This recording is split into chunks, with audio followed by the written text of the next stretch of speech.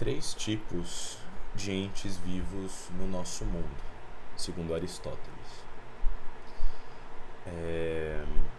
Primeiramente, fugindo um pouco de Aristóteles e citando um filósofo neoplatônico que de certa maneira foi herdeiro de muito da tradição aristotélica moderna, né?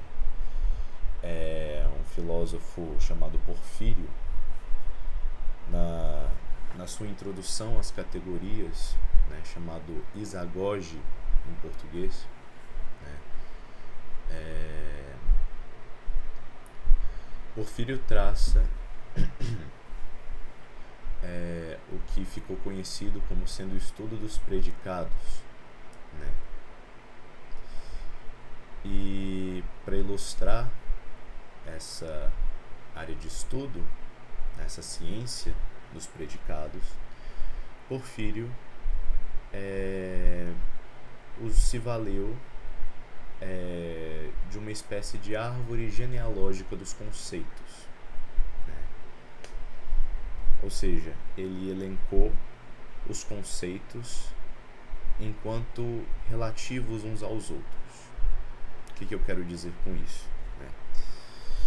Então, ele começou desde aquilo que ele chamou de gênero supremo, né, e se encaminhou até o que ele chama de espécie especialíssima ou espécie ínfima, né? Então, um dos caminhos mais comuns que ele faz é de começar na substância, né? E da substância ele se encaminha até o homem,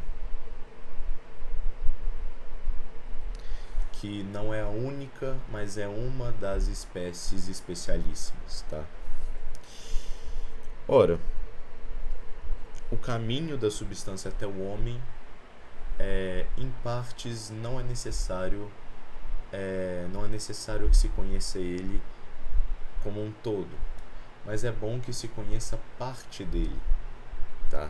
Sobretudo a partir do momento em que nós chegamos nos seres animados e inanimados. Essas duas classes de entes, elas se diferenciam por um único aspecto, né? Segundo Aristóteles, que está sendo comentado por Porfírio, né? Segundo Aristóteles, os seres animados são aqueles que apresentam alma vegetativa na sua constituição, tá? Os seres animados, portanto, são os seres vivos. Todos aqueles que são vivos são animados, tá? A gente só não coloca vivos e mortos porque fica subentendido por essa divisão que as coisas que foram vivas e morreram agora pertencem a outra classe, mas não é isso. Os seres inanimados são aqueles que nunca tiveram alma, tá? Então, os seres animados se dividem, portanto, em vegetais e animais. Isso, claro, segundo Aristóteles, né? Aristóteles desconhecia as classificações modernas que nós temos de seres vivos hoje, né? Ele não conhecia bactérias, não conhecia outros tipos de seres vivos, né? Os vermes e coisas do tipo, muito menos vírus, né? Inclusive há uma discussão se os vírus são mesmo seres vivos ou se são apenas análogos aos seres vivos, né? Mas isso não importa. Para Aristóteles, apenas existiam estes dois tipos de seres vivos, tá? Quanto aos vegetais, não existe nenhuma divisão que seja digna de menção. Mas agora, quanto aos animais, existe uma divisão que vai tratar da presença ou não de racionalidade. Para aqueles que não têm racionalidade, chamamos de animais brutos. Para aqueles que têm racionalidade, chamamos de animais racionais. Mas, ora, o animal racional é o homem. Então, os animais racionais também podem ser chamados de homem. Tá? Ou seja, para Aristóteles, existem 3 tipos de seres vivos. Como eu estava dizendo, comecei esse vídeo falando isso. Existem 3 tipos de seres vivos: os seres vegetais, os animais brutos e os animais racionais ou homem. Agora vamos tratar da diferença de cada um deles. Os vegetais, né? Eles são, por assim dizer, a primeira ordem vivente dentre os entes, porque eles apresentam a única diferença que os faz não serem inanimados. Veja que os vegetais, pense no eucalipto, por exemplo. Os eucaliptos, eles parecem que não são vivos, porque a nossa percepção de vida, ela muitas vezes se dá por meio das coisas que mudam de lugar involuntariamente, né? Ou melhor, voluntariamente. Mas os vegetais, eles não parecem mudar de lugar, né? Mas Aristóteles considerava os vivos por causa de um movimento específico. Ou melhor, por causa de 2 movimentos, mas são movimentos relativos, né? Que é o movimento do aumento e da diminuição. Veja, fora isso, né, os vegetais, eles ainda apresentam uma certa questão que os fazem também serem vivos de certa forma, né? Porque veja, as plantas, os vegetais, elas não se aumentam e diminuem de forma aleatória, né?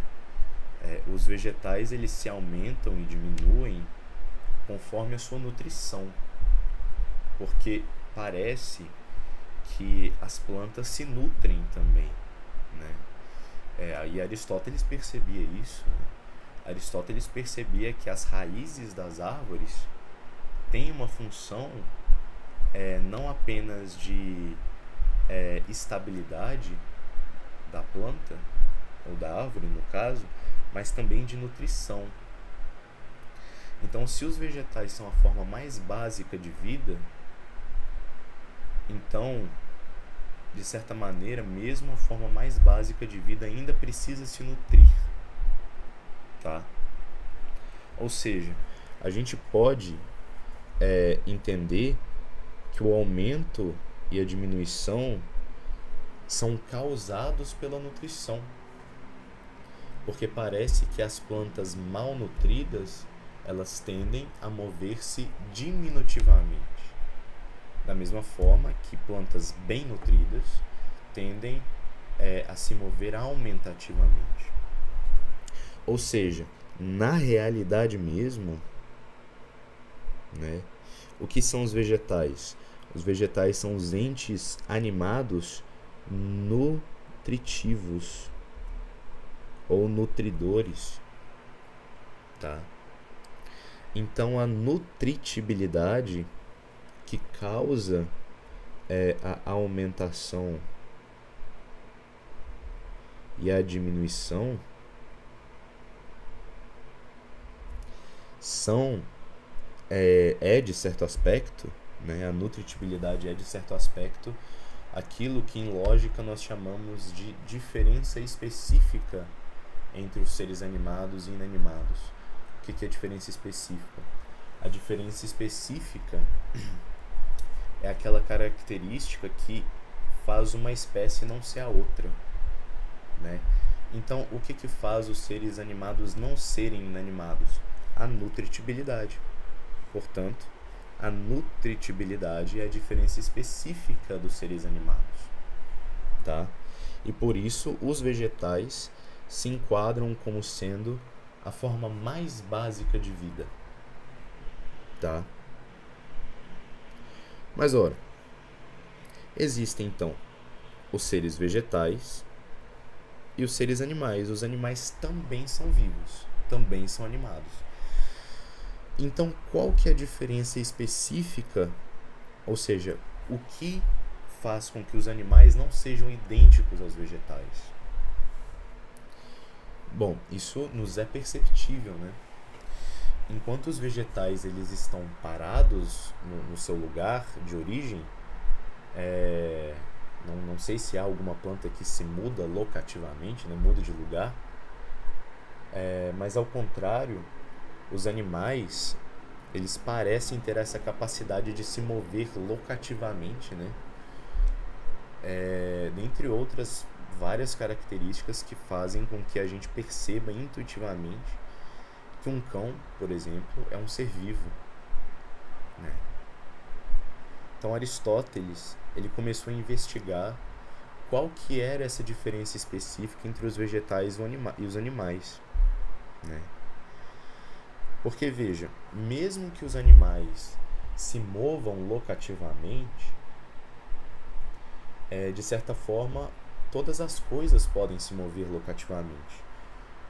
Por exemplo, eu tenho esse lápis aqui e nesse exato momento ele se move locativamente. É claro que eu estou movendo ele e o animal não necessariamente precise de algo que o mova locativamente. Mas se Aristóteles definisse o animal como sendo aqueles entes animados nutritivos, né, assim como os vegetais, que se move locativamente, então uma planta que está num vaso poderia ser um animal. Porque eu posso pegar o vaso, aqui eu tenho um vasinho, mas ele está vazio, mas imagine que tem uma flor nele. Eu posso fazer isso com ela, isso não transforma a flor num animal. Então Aristóteles ele quis ser o mais claro e o mais objetivo possível na sua definição de animal. Então ele pegou uma coisa, uma característica do animal que fosse completamente própria do animal, que não pertencesse de nenhuma maneira ao vegetal. Então Aristóteles reparou que em todos os animais que ele pôde ter acesso, havia uma certa característica que fazia com que os animais respondessem de maneira diferente aos vegetais. Ora, essa característica é o que ele chamou de sensualidade ou sensitibilidade ou sensibilidade. O que é a sensitibilidade ou a sensualidade, segundo Aristóteles? A sensualidade é a característica do animal de perceber as coisas por meio dos sentidos externos. Então os animais eles são dotados dessa natureza de conseguir captar o mundo exterior como informação.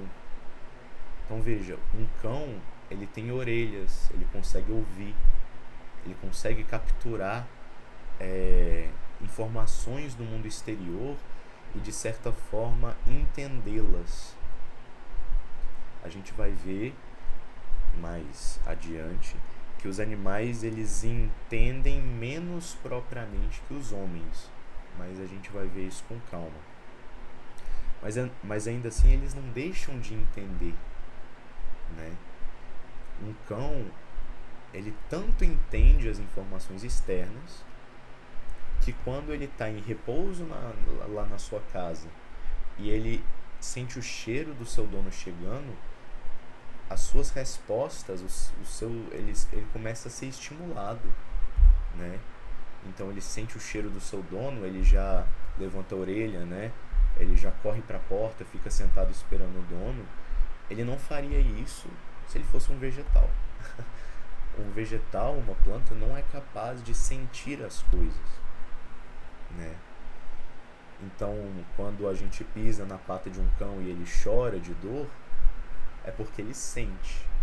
Ele está exercendo, por exemplo, a faculdade do tato, que é um dos 5 sentidos. Agora, se nós rasgamos uma folha, a planta é incapaz de sentir, né? Ela pode sentir, e aqui falando sentir no sentido menos próprio da palavra, ela pode sentir, por exemplo, que a sua nutrição vai mal, porque as plantas, elas, né, as suas folhas servem para, enfim, deixar a água não evaporar tão rapidamente, serve para captar luz solar e etc, né? Mas é isso que ela sentiria, ela não sentiria dor, tá? Ela não sentiria nada que fosse causado por um dos sentidos. Então é essa a diferença entre o animal e o vegetal.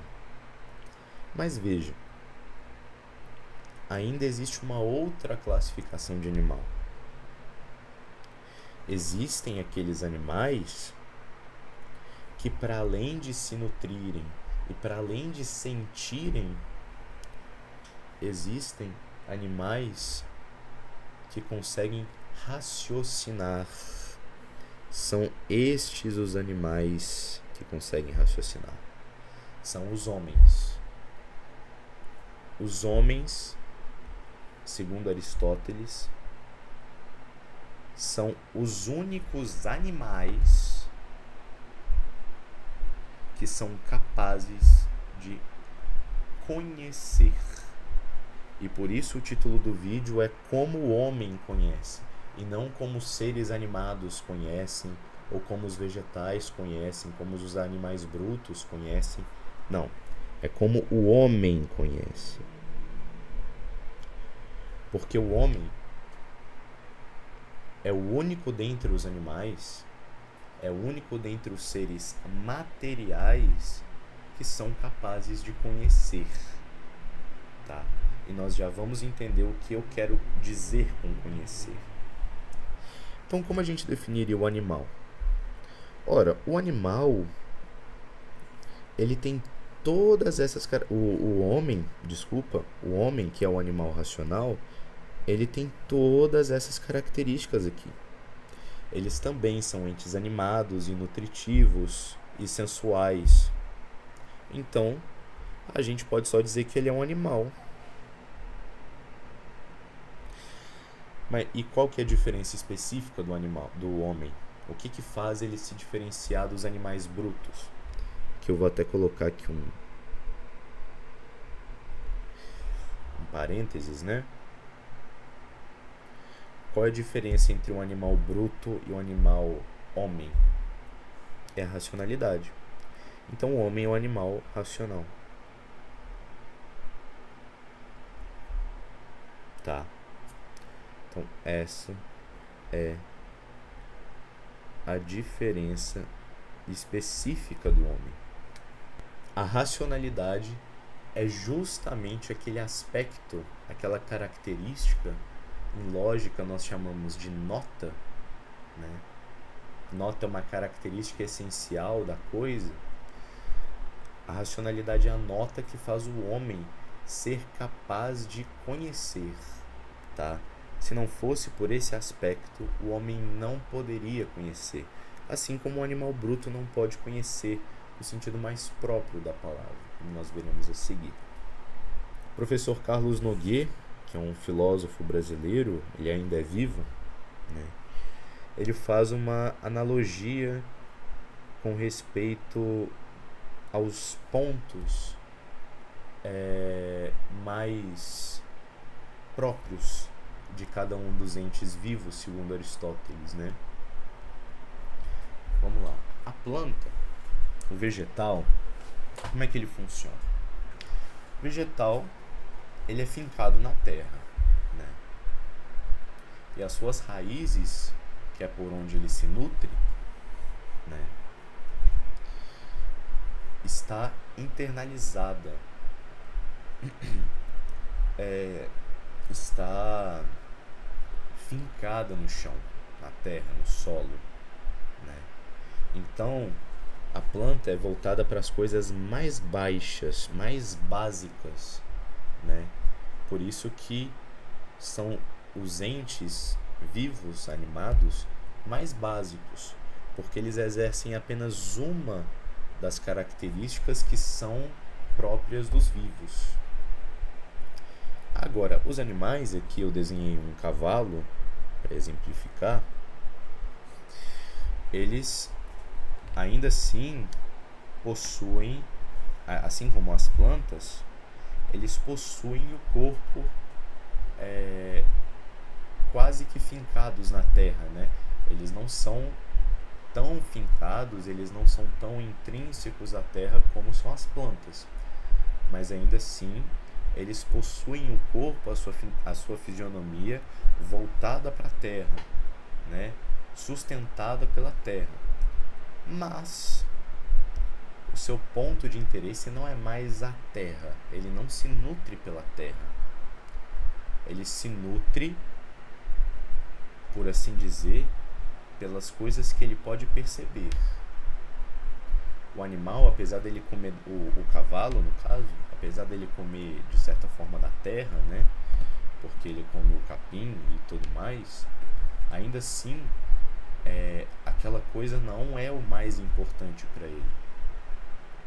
Ele precisa, por exemplo, se reproduzir. Ele não se reproduz por meio da terra, ele se reproduz por meio de algo que é muito externo a ele, outro ente. Ele vai se reproduzir com uma égua, e a égua não é encontrada por ele ao acaso, ele precisa percebê-la. Da mesma forma com que um cavalo precisa perceber os seus predadores. Por isso que a sua fisionomia, segundo os sentidos, né, é toda voltada para frente, né, voltada para a exterioridade, né? Então aqui no meu desenho a gente pode ver, né? Olha só como é que é a fisionomia do rosto do cavalo. Claro que tá mal desenhado pra caramba, né? Mas enfim, olha os olhos dele, né? São todos voltados para frente. Talvez voltados para frente, né? Às vezes mais para os lados, né? Porque ele precisa ser capaz de enxergar ali mais ou menos em 180 graus, um pouquinho mais talvez. Mas a sua taxonomia é toda frontilínea, né? Toda retilínea, justamente para perceber as coisas que estão ao seu redor, né? Então o seu focinho, ele é proeminente e tudo mais, a boca também, enfim, né? Agora, o homem, ele tem tudo aquilo que os outros têm. Ele também é erigido, ele também fica ereto sobre a terra, ele também tem os sentidos voltados para as coisas exteriores, mas o homem é um dos únicos animais que tem a capacidade de se erguer e olhar para cima. E aqui olhar para cima tem um sentido simbólico, né? O homem é o único animal que é capaz de olhar para as coisas que são maiores do que ele e de compreendê-las, ou pelo menos tentar compreendê-las, né? Então, na medida em que o animal bruto ele é unicamente interessado em conhecer as coisas que são iguais a ele ou inferiores a ele, o homem é o único animal que se interessa em conhecer as coisas superiores, tá? Claro que é uma alegoria que tem algumas particularidades, eu não sou tão fã dela assim, mas enfim, eu acho que exemplificam muito bem a visão que Aristóteles tinha sobre os seres humanos e sobre os entes vivos de um modo geral. Vou explicar agora o que Aristóteles e todos os filósofos tradicionais quiseram dizer com conhecer. Tá? Então vamos lá. Existe um médico na idade, mais ou menos ali no século XVIII, eu ia falar Idade Média, mas não é, apesar de que esse estilo de desenho aqui é bem medieval, né? Mas ele era um médico psicólogo, né? E ele fez esse desenho como uma espécie de sistema mnemônico, né? Para compreender e para ilustrar o itinerário do conhecimento no homem. Tá? Eu não vou usar isso como base, até porque tem muitas coisas aqui que nem são aristotélicas, né? Talvez algumas coisas que foram posteriormente adicionadas na Idade Média. Eu naturalmente não tem como eu falar de gnosiologia, né? De teoria do conhecimento, sem citar, falar de gnosiologia aristotélica sem citar Santo Tomás de Aquino, não tem como, é muito difícil, mas eu vou tentar me manter o mais aristotélico possível sem colocar tantos termos, apesar de que isso vai ser impossível, mas sem colocar tantas classificações e tantos termos medievais, né? Eu peguei essa imagem mais para ilustrar mesmo, mas a gente consegue compreender algumas coisas que nós vamos falar. A ideia de mundo sensível, de mundo imaginário, tudo mais, o caminho dos sentidos, o tato, o olfato, o paladar, a visão, a audição e assim por diante. Tá tudo em latim aqui, né? E enfim, todos nós já comemos N maçãs ao longo da nossa vida. Muitas maçãs, incontáveis. Algumas maçãs que nós comemos eram verdes, né? Algumas maçãs que nós comemos eram verdes. Outras, por sua vez, eram vermelhas, né? Comemos algumas maçãs verdes, algumas vermelhas. Dentre essas, haviam algumas mais suculentas, outras mais farinhosas. E ainda dentre essas, tinha algumas maiores,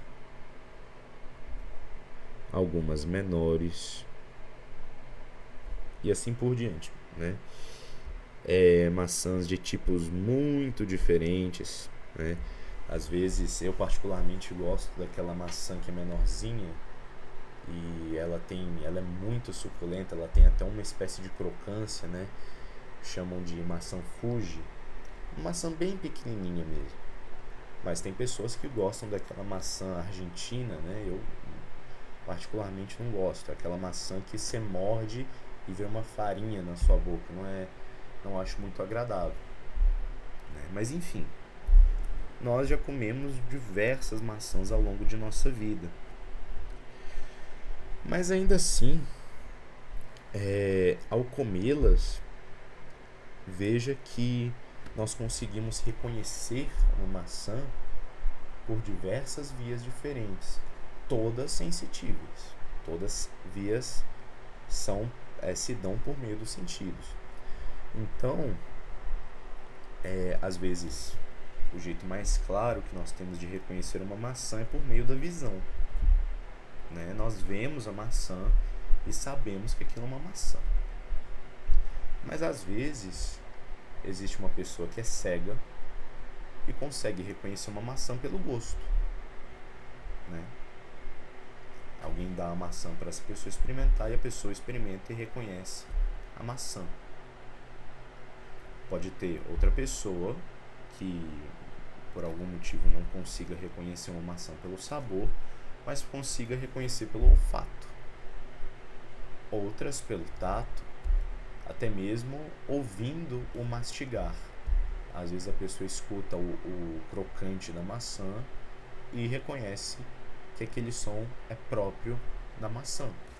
Não sei, mas é possível. Eu quero dizer o seguinte: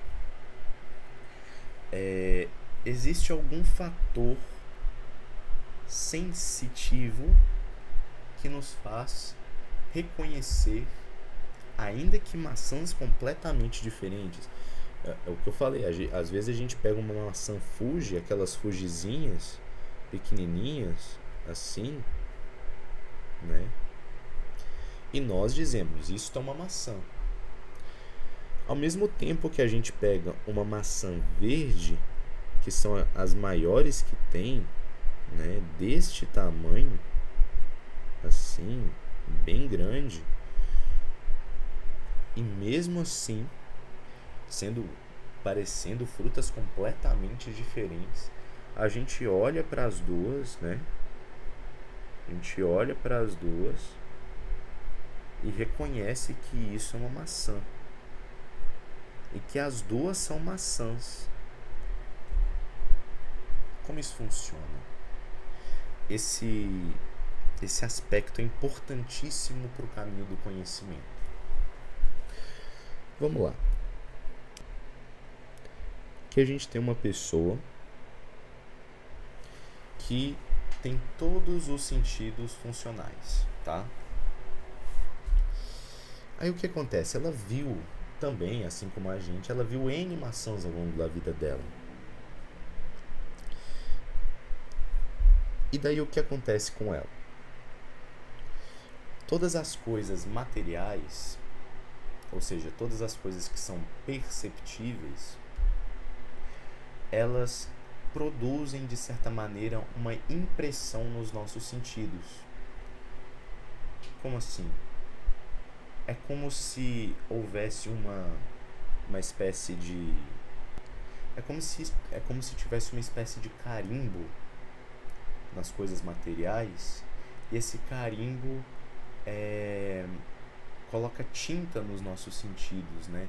Os nossos sentidos ficam com a impressão daquelas coisas que a gente vê. Essas impressões nós chamamos de perceptos, tá?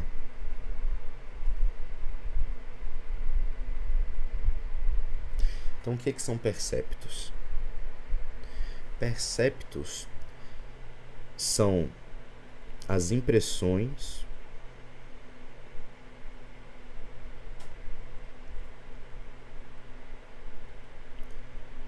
das figuras materiais nos sentidos externos. Aqui eu chamo de figura o que comumente a gente chama de forma, né? Então, você pensa na forma de um copo, na verdade você está pensando no formato, na figura de um copo. A gente tende a não usar essa palavra forma em se tratando de filosofia aristotélica para falar da figura, porque forma significa outra coisa na filosofia aristotélica, né? Então, enfim, o que acontece então é que a figura dessas coisas, então, por exemplo, a figura da maçã, ela é capturada pelos nossos sentidos, né? Por todos os nossos sentidos, mesmo o tato, né? Sei lá, nem desenhei uma mãozinha aqui para simbolizar o tato. Não ficou muito bonito não, mas é só para ilustrar, né? Enfim, então a figura das coisas são capturados pelos nossos sentidos todos, os perceptos, né? Vamos usar o vocabulário novo que a gente aprendeu. Então as coisas produzem perceptos nos nossos sentidos, e aí outra categoria de sentidos são evocados para capturar esses perceptos, porque os sentidos eles são uma espécie de ponte entre as coisas externas e as coisas internas. Então, a partir do momento em que os perceptos são produzidos nos nossos sentidos, a gente tem outros sentidos internos que vão capturar esses sentidos externos, capturar os perceptos, tá? Então, bom, e aí o que acontece? Como eu estava dizendo, todas as coisas que nos são percebidas, elas, de certa maneira, podem se referir a um único objeto por meio de diversas vias diferentes. Então, eu identifico uma maçã Fuji pelo seu cheiro, pelo seu sabor, pela sua textura, enfim, por diversas formas. Da mesma forma com que eu consigo distingui-la de outra por meio dos mesmos sentidos, né? E aí o que acontece? Existe, assim como existem aquelas coisas que nos tornam capazes de perceber o que nos é externo, assim também existe no nosso interno, mas ainda na instância material, ou seja, pode ser que isso esteja no cérebro, não só pode ser, como parece que é o caso, segundo as pesquisas da neurociência, né? Existem aspectos materiais, mas que não são internos, né? Que nos fazem, de certa maneira, organizar esses diferentes perceptos que são carimbados nos nossos sentidos. Essas instâncias internas nós chamamos de sentidos internos. E no itinerário do conhecimento, até a gente sair da parte material e começar a transitar pela parte imaterial, esta que é a parte propriamente do conhecimento, nós precisamos então passar por toda essa parte que é compartilhada com os animais brutos. Né? Então os nossos sentidos internos vão nos ajudar a organizar essas percepções a fim de que se forme uma coisa uniforme, tá? O primeiro dos sentidos internos que vão ser conjugados para essa função é um sentido chamado sentido comum. O que é o sentido comum? Ou, pelo menos, o que ele faz? O sentido comum é responsável por pegar, por exemplo, todos os perceptos que uma maçã Fuji já me causou e organizá-los numa única coisa, tá? Especificamente daquela maçã Fuji específica, né? Individual. Não, por enquanto, não de todas as maçãs Fuji que eu já tenho comido, mas sim desta maçã Fuji, tá? Então ele vai pegar tanto o cheiro dela, quanto o sabor dela, quanto a textura dela, quanto a imagem, né, a cor dela, melhor dizendo, e vai organizar tudo isso numa só coisa, que vai ser como que um receptáculo, ou como um espelho, melhor dizendo, a melhor analogia assim, daquela coisa que me é externa. Esse espelho nós chamamos de imagem sensível, tá? Então, o sentido comum é aquele produtor da imagem comum. Ou seja, o sentido interno comum, ele é um sentido produtor, ele produz algo com base na matéria que são os perceptos, tá?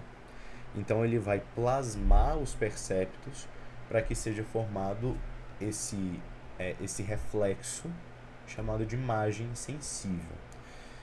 Então, a imagem sensível, ela é um produto do sentido comum cuja matéria são os perceptos. E ela vai servir como uma espécie de primeiro comparador das coisas externas, entre as coisas externas e as coisas internas.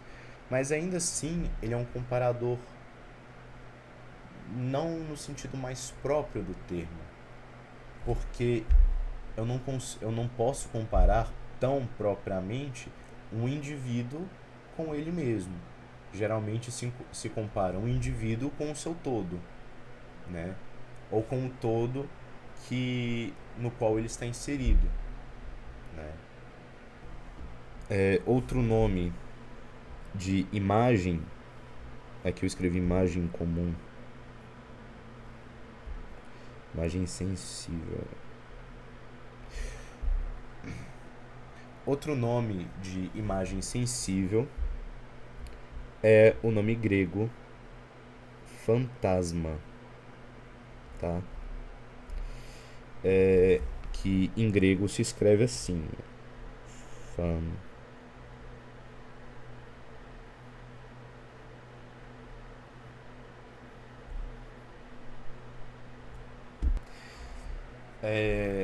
o que é o fantasma? O fantasma é sinônimo de imagem sensível, é a mesma coisa. O que muda é a língua, tá? Mas aí o que acontece com a imagem sensível ou fantasma? O sentido comum, depois de fazê-lo, vai jogá-lo num outro lugar, que é o nosso segundo sentido interno, ou pelo menos o segundo sentido interno que nos vai importar por enquanto, porque nós não, pro conhecimento não é necessário todos, são necessários apenas 4, né? Vai jogá-lo num outro sentido interno chamado de imaginação. Santo Tomás de Aquino dizia que a imaginação é o tesouro das imagens. O que quer dizer? É que dentro da imaginação estão dispostas uma infinitude de imagens sensíveis que nós produzimos, né? Tanto a imagem da maçã Fuji, ou desta maçã Fuji, quanto desta caneca que eu estou olhando aqui agora, né? Para você ver que é uma coisa tão rápida e tão própria do animal, que a partir do momento em que eu percebo, eu estou me valendo do sentido da visão, né? Eu vejo essa caneca e do sentido do tato, porque eu estou tocando ela, né? A partir do momento em que eu a vejo, o meu sentido comum já integra esses dois perceptos que estão sendo carimbados nos meus sentidos, e se valendo desses perceptos como matéria, está fazendo uma imagem sensível desta caneca que está sendo disposta no meu imaginário. Tanto é que, se eu fechar os meus olhos agora, eu consigo ver a caneca na minha cabeça, assim como senti-la também. Sentir sua temperatura, né? Consigo perceber sua cor, tá? Enfim, consigo perceber a sua textura, perceber que é uma caneca lisa, tá? Perceber que ela é curvada, né? E consigo sentir a curvatura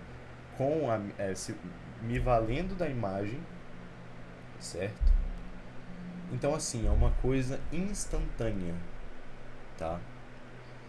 Então, uma mesma imagem reflete todos os sentidos externos que eu dispus para perceber algo, tá? Então a imaginação, eu vou colocar essa definição de Santo Tomás de Aquino, não é exatamente uma definição, mas acho que vai servir. É o tesouro de imagens.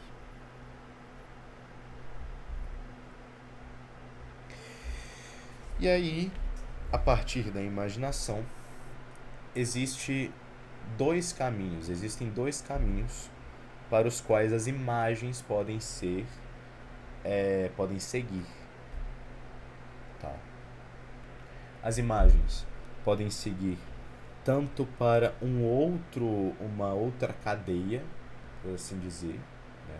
Um outro lugar, um outro sentido interno que vai aprisioná-la para ser evocada quando necessária, ou essa imagem pode ser mais bem trabalhada.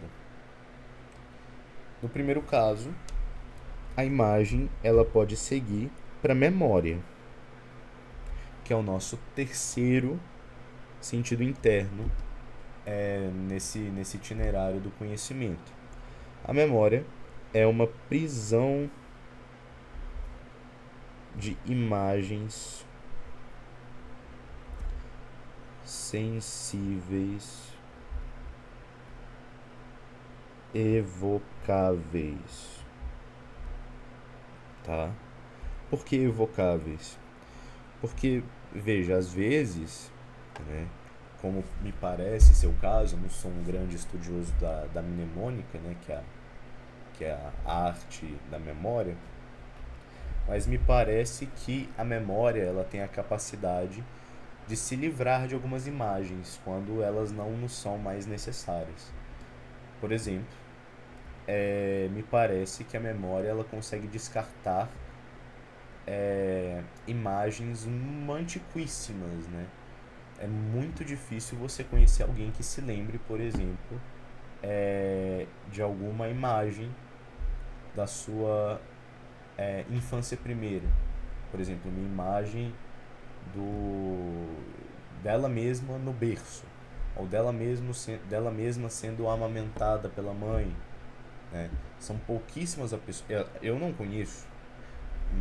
Creio então que sejam pouquíssimas as pessoas que tenham essa evocabilidade desse grau de imagem, né? Então, por isso que eu digo que a memória é a prisão de imagens sensíveis evocáveis, né? Porque a partir do momento em que uma imagem ela se torna inevocável ou não evocável, me parece que a memória descarta aquela imagem, tá? Posso estar enganado. Como eu disse, confesso, não sou um grande estudo de mnemônica, né? Mas acredito que isso em alguma instância faça algum sentido. Então as imagens podem seguir tanto para cá, tanto para a memória, né, quanto para um outro sentido interno, que é chamado de o sentido interno mais alto, né, que é chamado de cognição. O que é a cognição? A cognição é o seguinte: o meu sentido comum ele pegou todos os perceptos que a maçã Fuji me causou, juntou todos eles e fez uma imagem a partir disso. Beleza. Essa imagem é a imagem desta maçã Fuji, né? Só que anteriormente a feitura desta imagem desta maçã Fuji, eu certamente construí outras imagens de outras maçãs Fujis que eu já comi ao longo da minha vida, que estão todas armazenadas na memória, ainda que mais ou menos evocáveis, mas não inevocáveis, certo?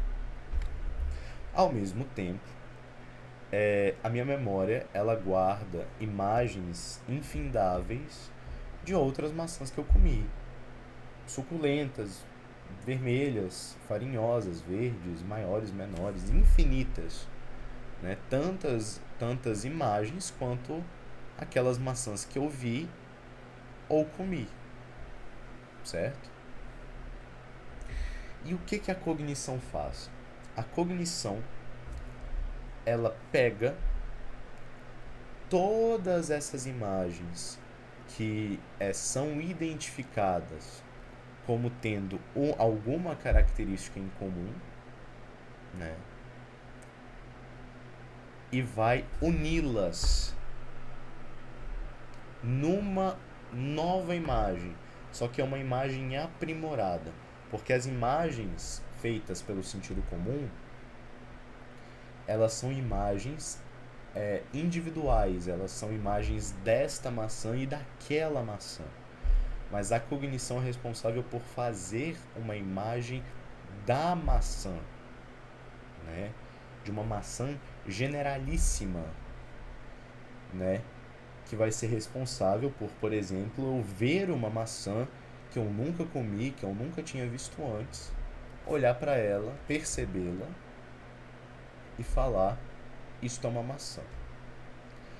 Nós vamos ver mais futuramente que a cognição, né, é um movimento que os escolásticos chamavam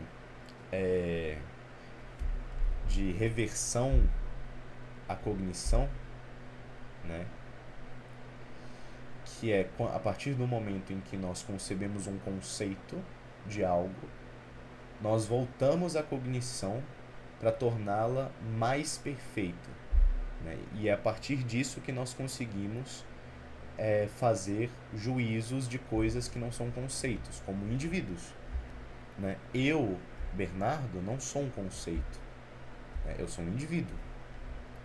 Eu tenho uma certa essência enquanto pertencente a uma espécie, que no caso é a espécie do homem. Então, a essência do Bernardo é animal racional. Mas eu, enquanto tal, não tenho essência. Eu, enquanto indivíduo, não tenho essência. Mas é a partir da reversão à cognição, né? Ou reversio cognitionis, né? Que o homem consegue impor juízos a coisas individuais, como, por exemplo, Sócrates é mortal. Tá? Mas eu vou voltar nesse ponto mais futuramente. Então, a cognição é o sentido interno responsável por produzir uma imagem comunidade. Agora, veja que mesmo os animais brutos, eles possuem algo semelhante a essa cognição, né? E seja lá qual for o sentido animal responsável por fazer uma coisa parecida, certamente no caso desses animais brutos, são os sentidos mais elevados deles, da mesma forma como é a cognição nosso sentido mais elevado, ou mais próximo da imaterialidade, né? Porque veja, o animal, mesmo aqueles que não são domesticados, né? Não que haja alguma diferença ontológica entre os animais domésticos e os não domésticos, né? Os animais selvagens. Mas veja que um leão, ele consegue identificar a sua presa, mesmo nunca tendo visto aquela presa em específico. Então, por exemplo, não é como se o leão estivesse limitado a comer aquele boi, né? Ou aquele veado. Não, ele não está limitado a comer aquele veado, aquele boi. Ele está limitado a reconhecer o que seja o veado e o que seja o boi. Tanto é que se ele visse um boi do tamanho de um prédio, ele não iria atrás do boi, por motivos de intuição, de instinto, quanto por motivos de não identificar aquilo como comida, né? Porque se o leão percebe um padrão entre aquilo que é o boi, né? Então o boi para o leão tem um tamanho entre x e y, tem um comprimento entre z e alfa, possui chifres de tamanhos beta e gama, e assim por diante. Tem tais cores, tem tal cheiro, né? Tem tal gosto. A partir do momento em que ele encontre algo que não se adeque a essa imagem comunidade que a cognição dele produziu, ele não vai reconhecer aquilo como sendo sua presa, né? E, por consequência, ele não vai atrás daquele animal, né? É por isso que, tirando aspectos de instinto, claro, porque o instinto, ele muitas vezes é imprevisível, ainda mais para os animais, e especialmente para os animais selvagens, né? Mas apartando dos instintos, quando um leão vê um tigre, ele não vai atrás do tigre para comer. Não vai, porque ele não identifica aquilo como alimento. Da mesma forma com que ele não vai atrás de uma águia, ou não vai atrás de um peixe, porque aquilo não é identificado nele como sendo, ou melhor, não é identificado para ele como sendo alimento. A partir deste momento, o ser humano entra com a sua diferença específica, né? Porque até esse momento, né, até o momento da cognição, o ser humano ele realizava os mesmos processos que os animais brutos, né? Desde a percepção até a construção da imagem e do aprimoramento desta mesma, né? Mas agora,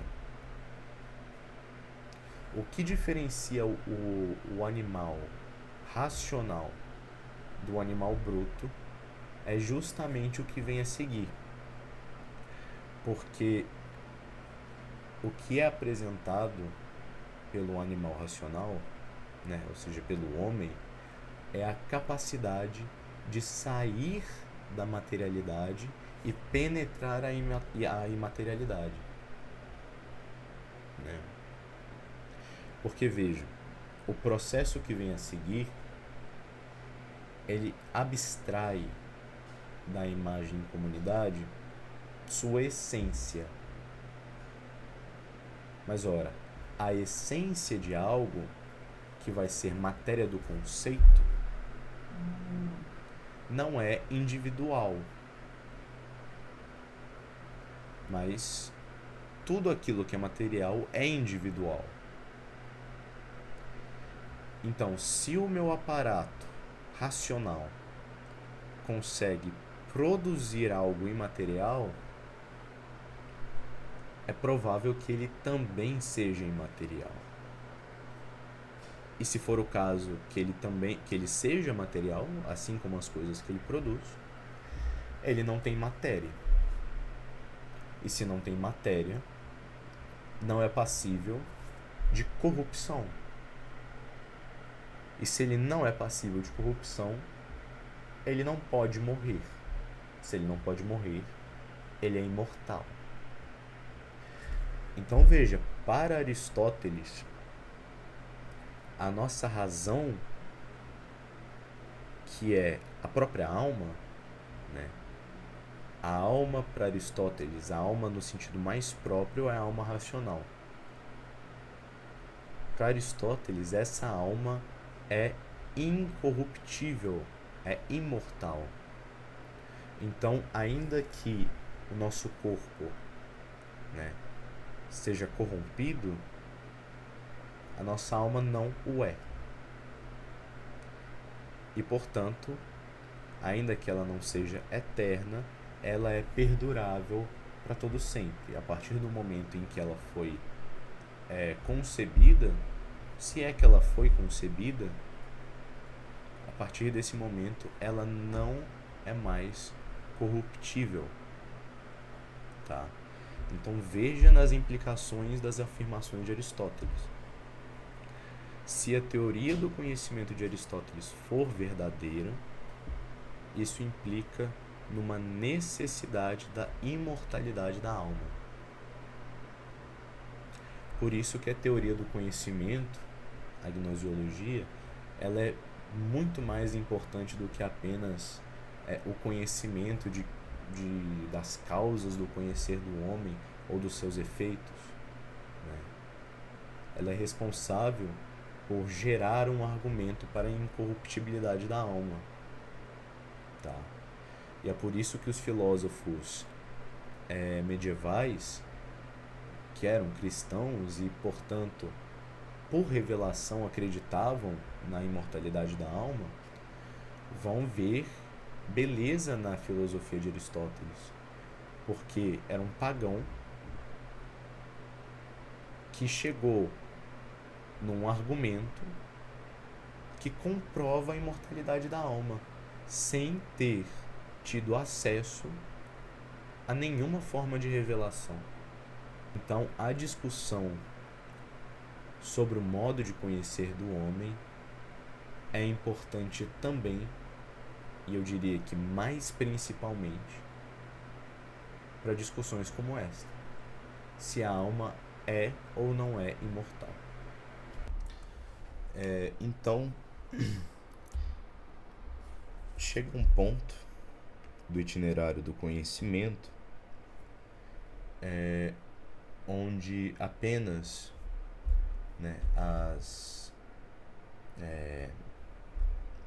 onde apenas a imagem comunidade ela não é suficiente para a nossa natureza, para a natureza do animal racional.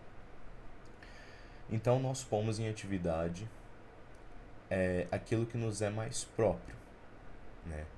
Aquilo que é a nossa diferença específica, certo? E como nós fazemos isso? Nós exercemos aquilo que não é mais um sentido, mas uma faculdade, né? A faculdade do intelecto, tá? O que é a faculdade do intelecto? A faculdade do intelecto ela vai ser responsável pela abstração da essência, como eu estava dizendo, mas também por fazer com que essa essência abstraída seja plasmada na forma de um conceito, tá? Então, o intelecto ele vai ser dividido de duas formas, ou em duas partes potestativas, né? É uma divisão que Aristóteles enumera, né? A divisão de um todo potencial em partes potenciais, né? Ou seja, são partes que constituem o mesmo todo de forma uniforme, sem que nenhum desses seja propriamente predicado do seu todo. É a mesma coisa, o mesmo raciocínio que nós temos para a alma, né? Porque a alma do homem se divide em três partes potestativas, né? A parte vegetativa, a parte sensitiva e a parte racional, né? Nenhum desses é mais alma do que os outros, mas no caso da alma, a parte racional ela é alma no sentido mais próprio para os seres humanos, né? Então o intelecto ele se divide em duas partes potestativas, né? Uma parte que vai ser determinada, que é chamada de intelecto possível, e uma parte que vai ser determinante, que é o intelecto agente. Quanto ao intelecto possível, existe também aqueles que o chamam de intelecto passivo justamente por ser ele quem recebe o produto do intelecto agente. Tá? Mas vamos lá, então. O que acontece, então? O intelecto agente, eu vou até inverter aqui a ordem. O intelecto agente, ele vai ser responsável por abstrair da imagem comunidade a essência da coisa, tá? Então, como que funciona essa abstração? A abstração, primeiramente, ela é basicamente o ato do nosso intelecto, mais precisamente do intelecto agente, de selecionar uma coisa em detrimento das outras. Isso é abstrair. Você pega uma característica excluindo as outras. O intelecto agente, ele faz isso, e o crivo que ele tem é a separação entre aquilo que é essencial e aquilo que é acidental. Então, por exemplo, o intelecto agente, ele não vai selecionar a cor da maçã, porque a cor da maçã é um acidente, né? É aquilo que Aristóteles chama de qualidade.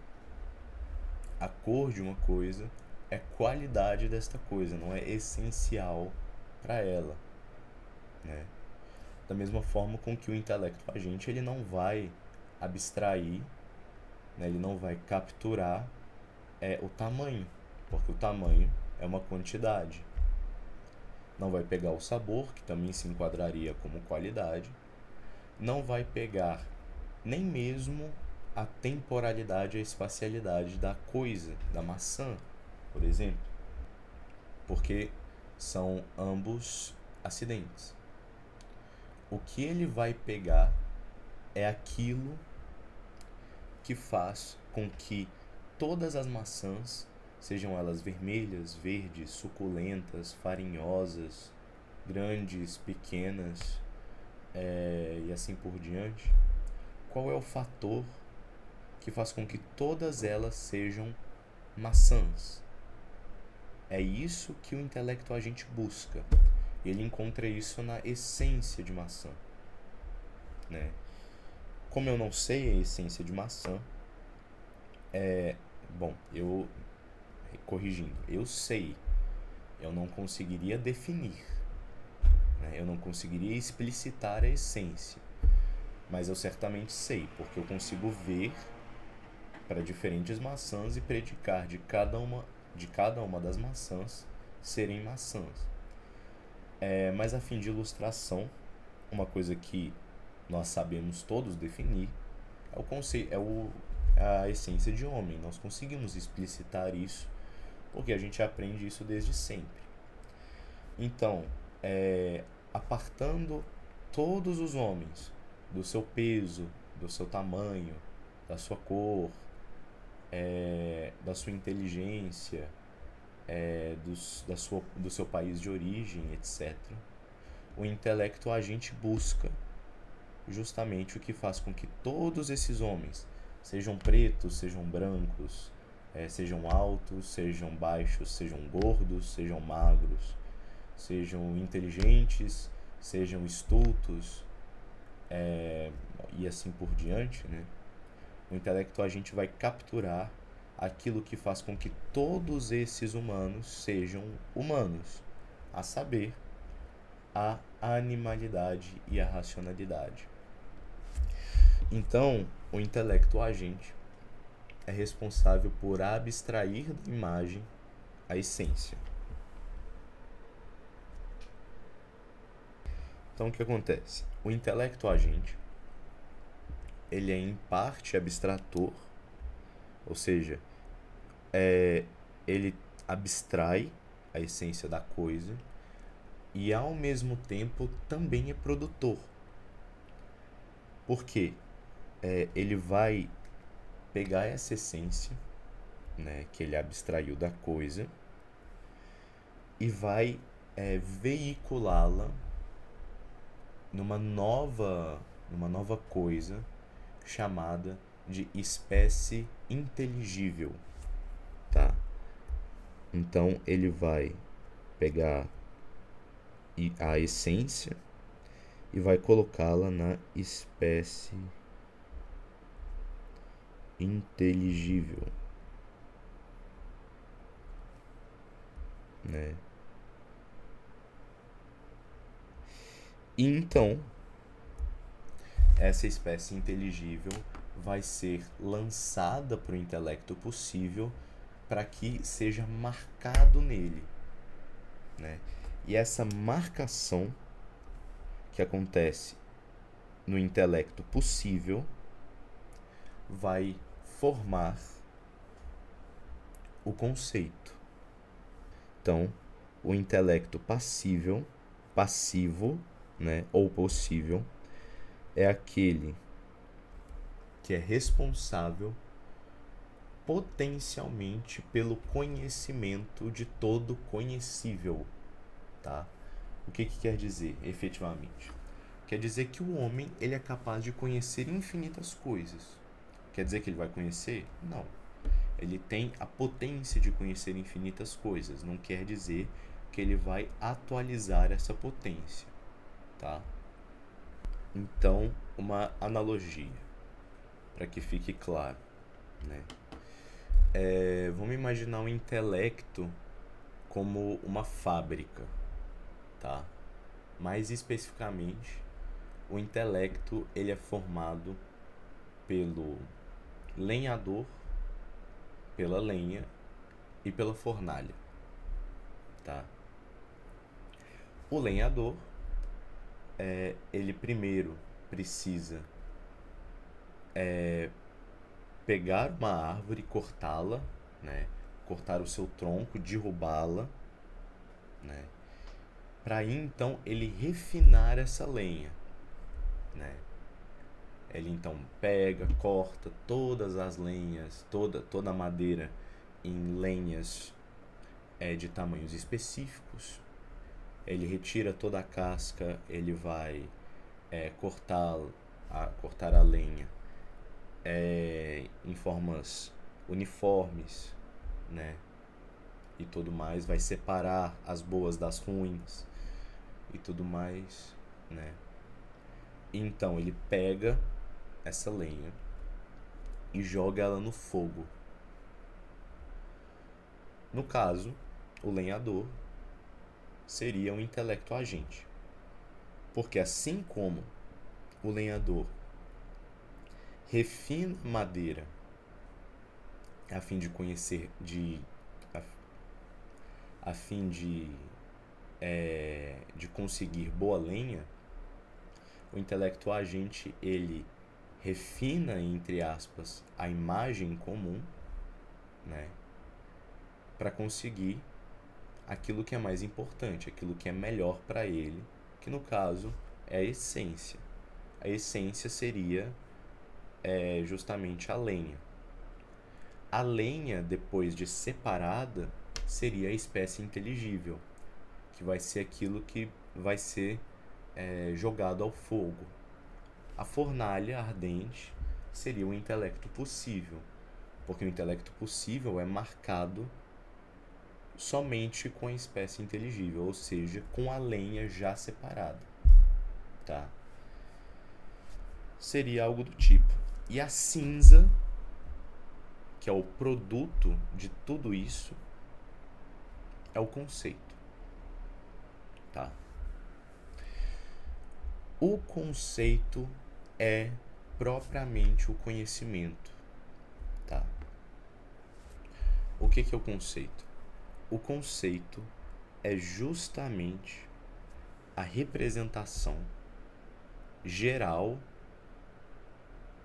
e intencional de algo, tá? Representação mental, né? E o que isso quer dizer? Quer dizer que o conceito ele precisa ser universal, Ou seja, não existe um conceito que não se adeque a tudo aquilo que está no seu escopo em determinado tempo. O que eu quero dizer com isso? Quero dizer que nunca houve uma maçã que não se enquadrasse ao conceito de maçã. E jamais existirá uma maçã que não se enquadre ao conceito de maçã. E a questão da intencionalidade com C, eu estou fazendo essa distinção porque em lógica existe o conceito de intencionalidade com S, né, que faz par com o conceito de extensionalidade ou extensão. A intencionalidade com C é a característica que o conceito tem de ser sobre algo. É um pouco abstrato essa ideia, mas ela afinal faz muito sentido. Quer dizer que não existe nenhum conceito que não seja sobre nada, né? Não existe um conceito que não tenha como referente na realidade nada, ainda que esse algo não esteja na existência. Por exemplo, o conceito de unicórnio, ele não tem nenhum referente na nossa realidade, mas na realidade do imaginário ela existe. Ele existe, né? O conceito existe. Por exemplo, o conceito de unicórnio, ele tem um dos referentes no Pegasus, por exemplo. Ainda que ele não exista na realidade empírica, ele existe no imaginário, tá? Então o conceito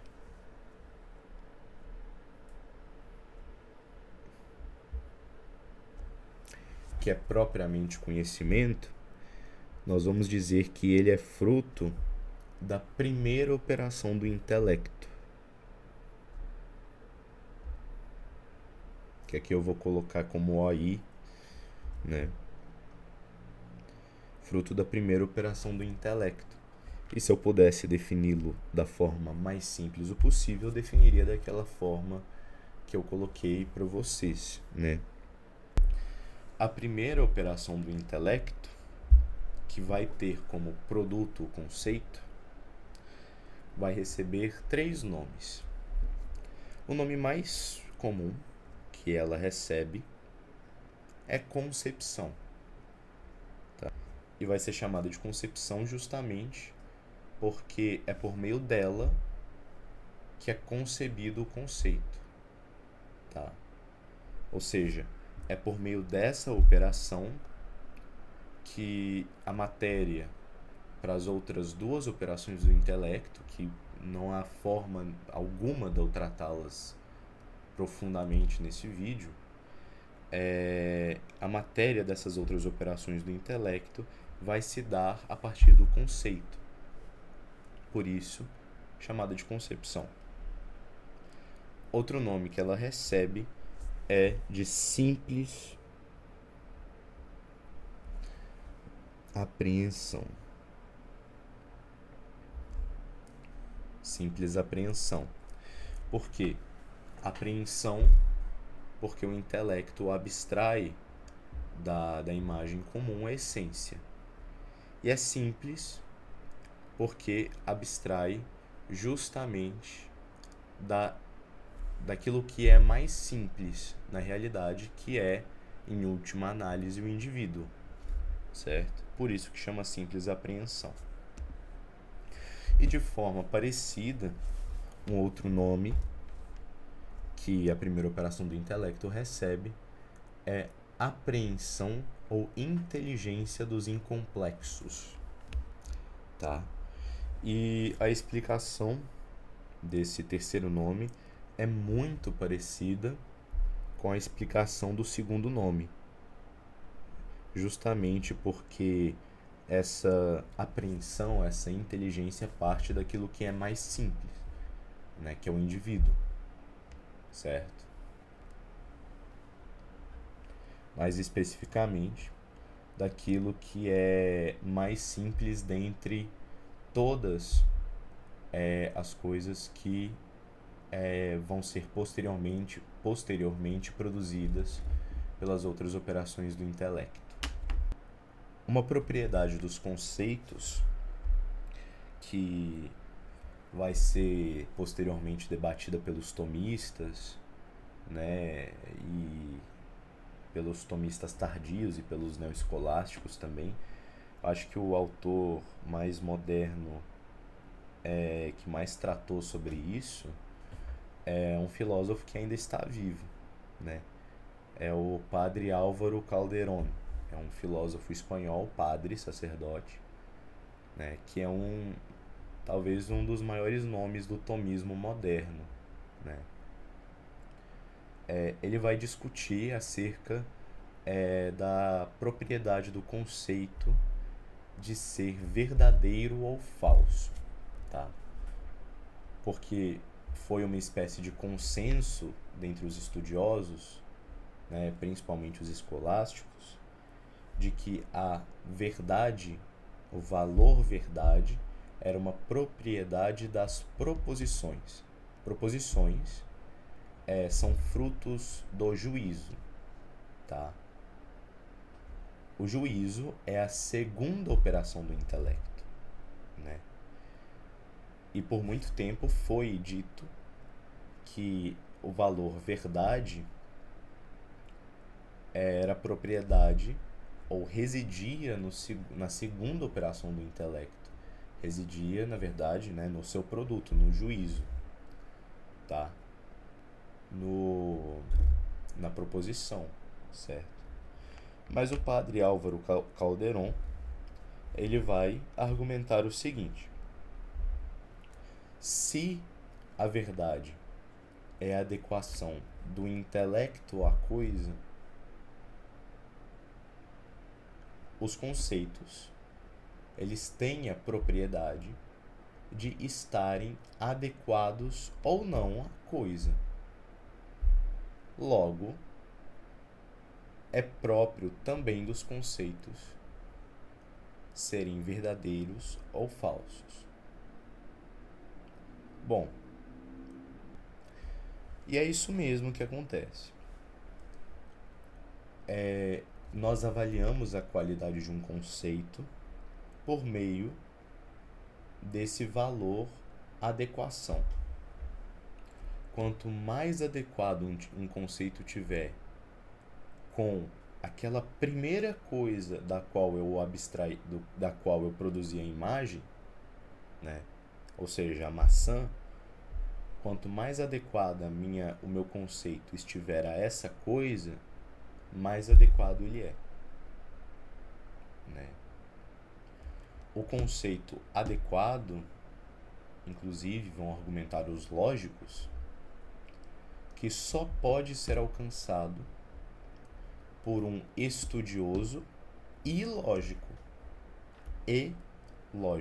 não ilógico, tá? Por exemplo, o conceito mais adequado de flor só pode ser alcançado por um agricultor ou talvez por um biólogo, né? Mas não somente isso, por um agricultor ou biólogo lógico, tá?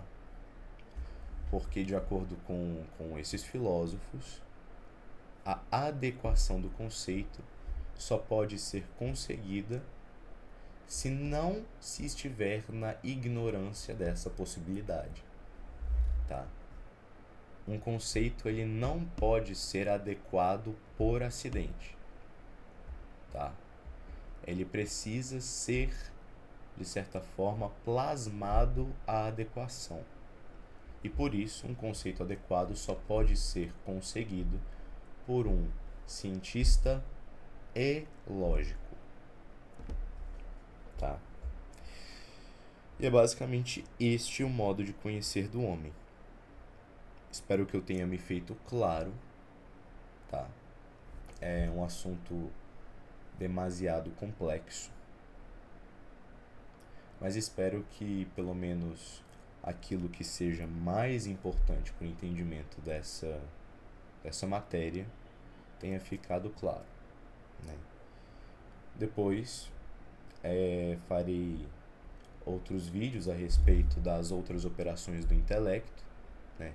Ou seja, o juízo, a segunda operação do intelecto, e o raciocínio, que é a terceira operação do intelecto, porque aí o modo do homem de empregar as suas faculdades estará completo, né? Pelo menos estará completo naquilo que lhe é mais simples, porque o modo do homem de empregar as suas faculdades intelectuais é muito mais complexo do que aparenta. Nem mesmo Aristóteles conseguiu chegar à conclusão de tudo. Precisou que viessem os escolásticos e posteriormente alguns dos modernos para que esse modelo, essa teoria fosse consumada, tá? E é isso.